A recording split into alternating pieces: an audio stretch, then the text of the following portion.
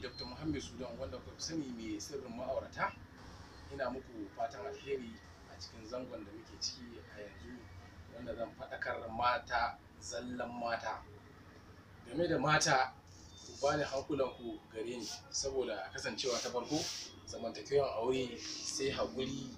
Da in kika jajirce kika yi haƙuri kika danna zuciyanki sai kiga an zauna lafiya. Amma in dai za ki dinga tashin kina tayarwa mai gidanki hankali a kulliyomin, sai kiga zama ba zai ɗaure ba. Yawan bani shi yake kawo matsalolin aure, wanda yake kasancewa aure yake yawan mutuwa.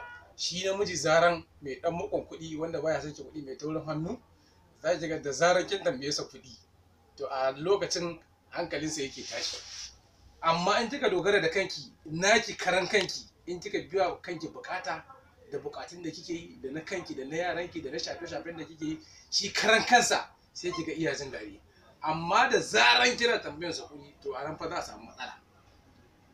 Amma in kika dogara da kanki sai kiga an zauna lafiya.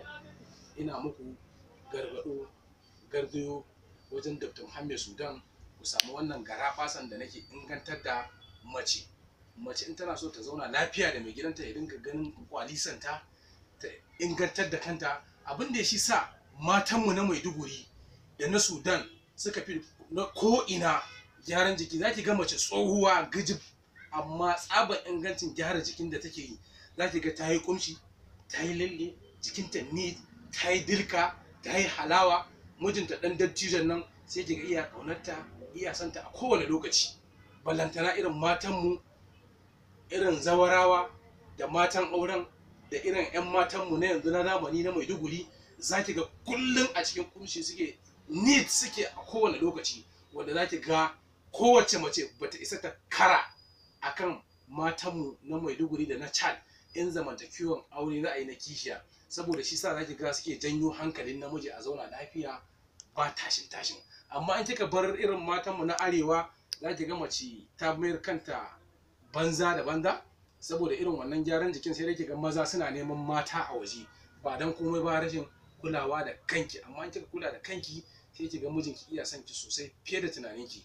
Saboda mazan ma da yake 'yan iska ne, ba sa ba wa matansu tallafi, su dan tallafa musu, su daga irin kayan kwalliyar nan, abubuwa dai da sauransu da ba sa yi. Kin ga dole mace dole ta kwanyace, ba za ta gyara jiki ba, ta zama bujikura. A bujikuran da muke ce al'adarmu na Maiduguri, karya kenan.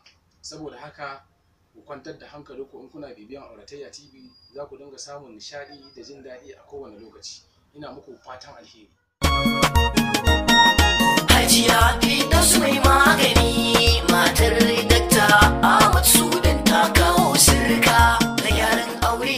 Yauwa jama'a, kamar yadda kuka sani, sunana dan aiki. Kamar kullum yau ina dauke da babban sakon Hajiya Firdausi, matar Dr. Ahmad Sudan. Ga kuma sakon kamar haka. Hajiya Firdausi ta ce ta tsallaka ƙasa daban-daban, ta kawo maku wasu sirrika domin